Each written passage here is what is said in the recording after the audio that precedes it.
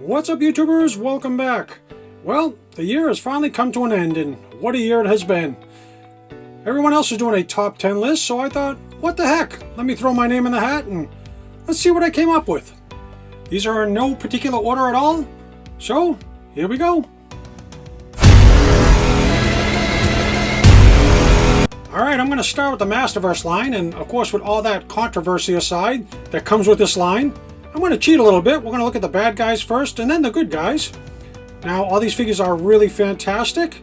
I lucked out and scored Wave 3 before the street date, again, just by sheer luck.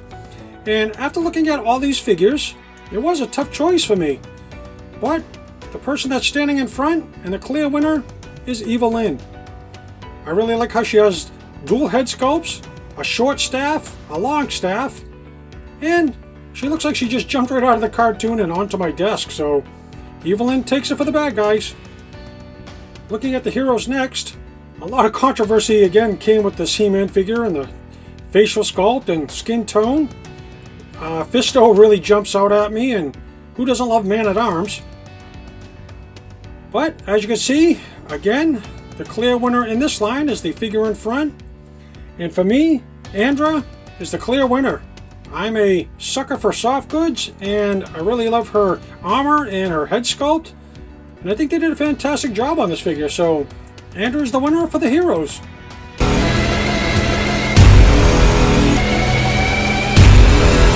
Next up is Rigo from the Joy Toy line. When this figure came out, I was really excited to finally get him in hand. I really love the brand new parts that they used on this figure. Their cybernetic arms, a newly sculpted head. Underneath all that bronze armor, on his upper body, you can see all the other cybernetics that they used to sculpt in, and the paint's on point on this figure. I've actually made this figure my flying cavalry captain, and that newly sculpted sword's not too bad either.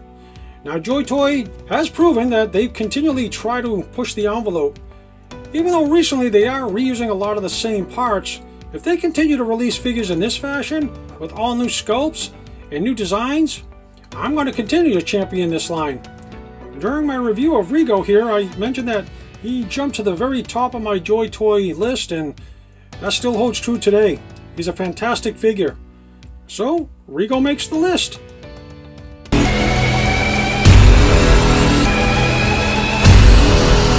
Now this figure, I will admit, caught me by absolute surprise. I'm not a big acid rain collector, and when I saw this Tamara figure, and be it that she's a field reporter, I don't have any type of reporter figures in my collection. So I took a chance and picked her up. And I will say I'm not disappointed one bit. I really love the detail on this camera that she's carrying around. Her battlefield helmet is a great touch. And on her belt, you can swap out some of the pouches if you want to.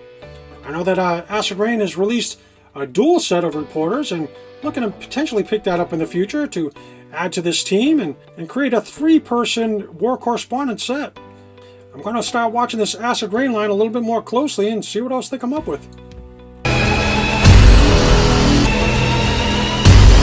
Next up from Hasbro is Hot Rod. When I got this figure, I can tell you that it's an absolute pleasure to transform him. He has perfect paint, fantastic accessories. I really love how that they actually included, when you flip up his helmet, his blue visor comes down, just like in the movie. Great looking silver blasters. Doesn't have a lot of back kibble and not a lot of hollow spaces on him either. When we look at his accessories, he comes with the buzzsaw effect right here. And I mean, come on, you just swap his hands around, pop that on, and they took one little clip out of the movie and included the accessory. And Hasbro's really tightened up the scale on these Transformers. He has these fantastic translucent effects. Here's the one for the Matrix of Leadership, just like the movie, which is included too. For a retail release figure, in my opinion, he would fit in with all your Masterpiece collection, no problem at all.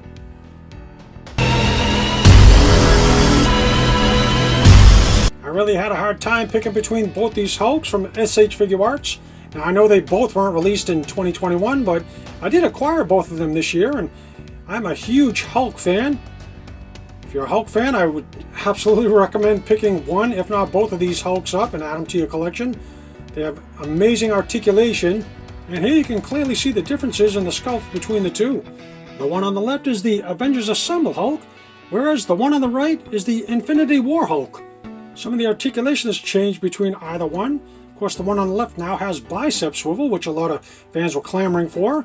He has some chest fur on his chest, whereas the one on the right here is more shaded in musculature. Now, each one of these Hulks come with additional hands and additional head sculpts. Of course, their pants are different, so it was really difficult for me to pick either one, so I'm going to go ahead and cheat and pick both these for my top Hulk figures of 2021. Next, old Alonzo Wilkerson made my list. Of course, this is Stalker from the retro release line here in 2021. A lot of fans also had some dissension on this line.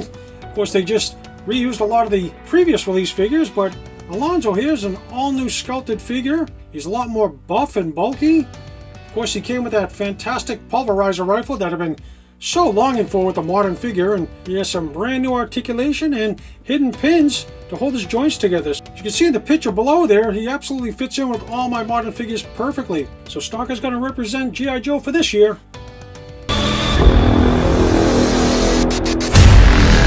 For all you Super Robot fans out there, I finally was able to get my hands on this Guy King figure from King Arts. Now, this is a really high-end collectible, and of course wasn't inexpensive. That's why it took me forever to get my hands on him. As you can see, the sculpt on this thing is immaculate. It's fully articulated, and it also comes with some additional armor pieces that you could change out the entire robot here to make him look like he's battle damaged. And as you can see on the picture on the right there, Guy King has no shortage of accessories included. He also has some light up features on his head and his chest, which is a great touch.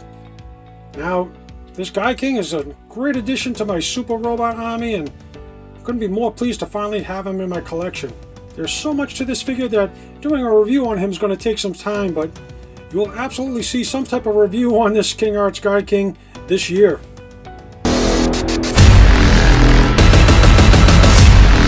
Next up, representing McFarlane, is this Rebirth Superman that just came out. Now, wrong color boots aside, this figure is absolutely fantastic.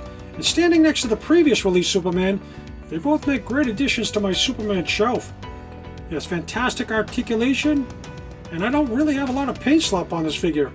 I like the head sculpt on this, even though it is a reuse of the previous Superman. But what they did is they actually changed it up by changing up the paint apps and making it look just a little bit different. I will definitely give it to McFarlane this year. All his DC figures have come out really fantastic. You really got to look at these figures close to see all the amazing sculpt work and effort that was put into each one of these things. And I will openly admit, when I heard that they were going to release this Rebirth Superman, that inspired me to make my own custom 3 3/4 inch Superman to add to my G.I. Joes and 1/18 scale collection. Alright, let's talk about Mezco next. And yes, I know I'm cheating. Both these figures weren't released this previous year, but I was on the hunt for Punisher and I finally was able to acquire him, because I missed out on him when he was originally released. Now, the other figure here, of course, is Wonder Woman, and I want to talk about her for a second. With these Mezco figures, it's really tough to pick which one was my favorite, and looking at this Wonder Woman, she is the absolute definitive Wonder Woman of the year. Yes, she only has single-jointed elbows and knees. That didn't dissuade my decision one bit. Looking at both their head sculpts, really amazing detail on both of these figures. And I wanted to show the Ascending Knight Batman as a runner-up, but I figured I'd try to whittle it down to these two. If you've collected any of the previous Mezco figures, you know what to expect. The detail on these things are 10 out of 10. From the cloth work and all the paint work, never mind the accessories that are included. Now, if I look at both these figures and I could only pick one, I'm going to say, I'm sorry, Frank. You're going to take a pass. Oh, Diana here is the definitive winner. She, once again, is the best released Wonder Woman figure on the market today. In my opinion, of course. And for the last item on my list is not a figure, but, of course, the diorama sets from Joy Toy. When I heard that Joy Toy was going to come out with their own diorama sets, I could not wait to get my hands on any of these. These things are absolutely amazing. Fully detailed, pretty easy to assemble, And where else are you going to find such variety for 1/18 scale figures? I enjoy these things so much. You'll notice that I actually use these for most of my recent videos as the backdrop. Now this isn't all the released dios, but these are just the ones that I've actually done a review on camera. And I still have a pile next to my desk here that I like to go through and show you guys how to assemble. So, once again, my hat's off to Joy Toy and their continued effort to push out new product and bring new life to my 1/18 scale figures. Now before we wrap up this video, I wanted to bring in a couple of honorable mentions. Now here you can see the Thing from Fantastic Four. I'm a huge Fantastic Four fan, and when I got this figure in hand, I was pretty impressed. Now I do understand that this doesn't live up to the Walgreens exclusive Thing that they released last year, but he's a pretty close runner-up.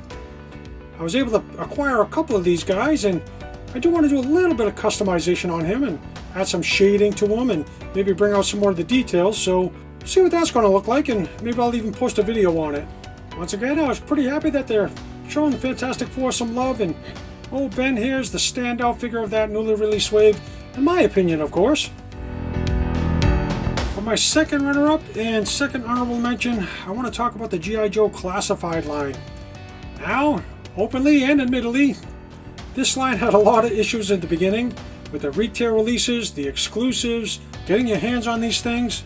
I can honestly say I didn't really hunt these things down. I pre-ordered where I could, grabbed them where I saw them, and probably will continue to collect them in the same fashion. Now, being a lifelong G.I. Joe fan, I would like to eventually get my hands on all these figures. I am lucky enough to have quite a few of these figures, and I just wanted to bring in a couple of these on camera. As you can see, Lady J is open and sitting on the boxes. I did open her up, and I did start her review, and I would like to review the entire wave, or whatever figures I'm able to acquire. And after hearing all the horror stories and stress people were going through to acquire these figures, I told myself this year was stressful enough and I wasn't going to do that and take the fun out of collecting. With that all being said, I wanted to put these guys on the list proper, but unfortunately I didn't have time to get any of the reviews done. And I'm not about to give you my opinion until I can get my hands on these figures and open them up on camera and see what they're all about. So look forward to some G.I. Joe Classified reviews in this upcoming year.